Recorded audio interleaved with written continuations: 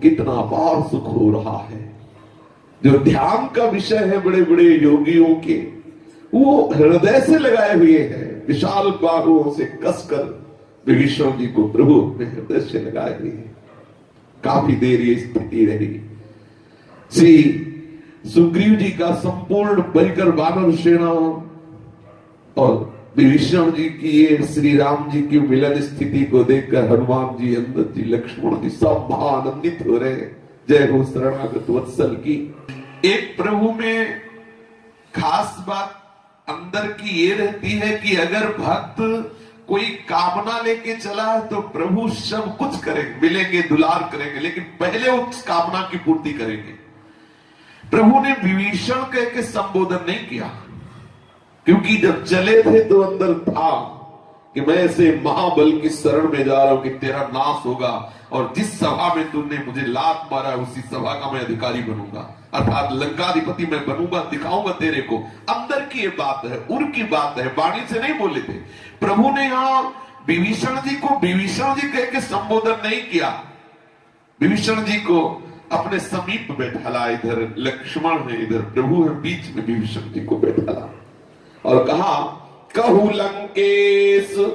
प्रभु के वचन, प्रभु सत्य संकल्प है। प्रभु विनोद में भी कभी, परिहास में भी कभी झूठ नहीं बोलते।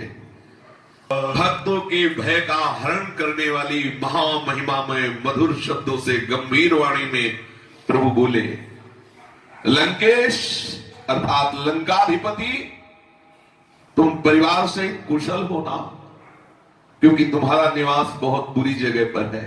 लंकेश, ये खास बात है।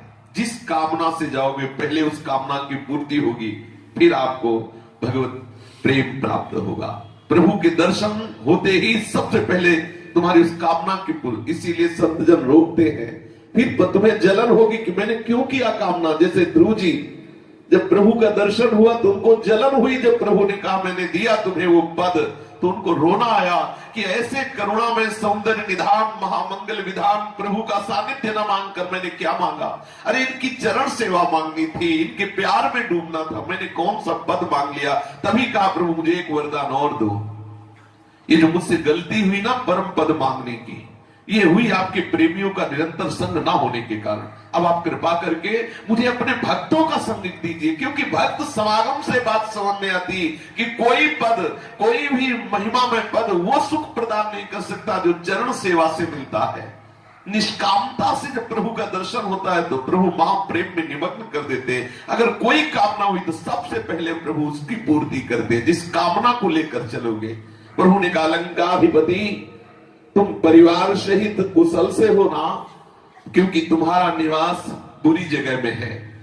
दिन रात दुष्टों की मंडली में तुम्हें रहना पड़ता है। ऐसी दशा में है सखा, तुम धर्म का किस प्रकार निर्वाह करते हो। मैं तुम्हारी सवरीति अर्थात तुम्हारे हृदय की बात जानता हूं।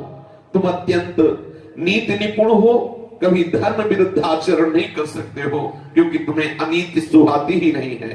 तात, मैं नरक में वास करना तो अच्छा समझता हूं, पर दुष्टों का संग अच्छा नहीं है। विधाता कभी दुष्टों का संग न दे, भले नरक का वास दे दे, क्योंकि नरक के वास से तुम्हारे पाप नष्ट होंगे और उन्नति हो जाएगी। यदि दुष्टों का संग मिला तो न जाने कौन सी कृपा होती है जो सत्संग मिलता है, लेकिन दुष्टों का संग तुम्हें संत से विलग कर देगा, भगवंत से विलग कर देगा, कुसंग में रति प्रदान करेगा, मन को मलिन कर देगा, आचार्य इष्ट गुरु सबसे ये बहुत बड़ी हानि होगी। इसलिए प्रभु कह रहे, भले नरक में वास मिले, मैं नरक का वास अच्छा समझता हूं, लेकिन दुष्टों का संग विधाता कभी न दे। श्री विभीषण जी हाथ जोड़कर प्रभु से बोले, अब पद देखी कुशल रघुराया, जो तुम कीन जानी जन दाया। अब पद देखी कुशल रघुराया, जो तुम कीन जानी जन दाया। तब लगी कुशल न जीव कहूं, सपने हूं मन विश्राम। जब लगी भजत न राम कहूँ, शोक धाम तजिकाऊं। तब लगी कुशल न जीव कहूँ, सपने मन विश्राम।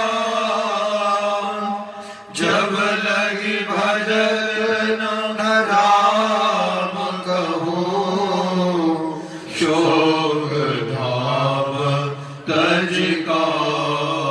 शेष चर्चा आगे। श्री राधा वल्लभ लाल की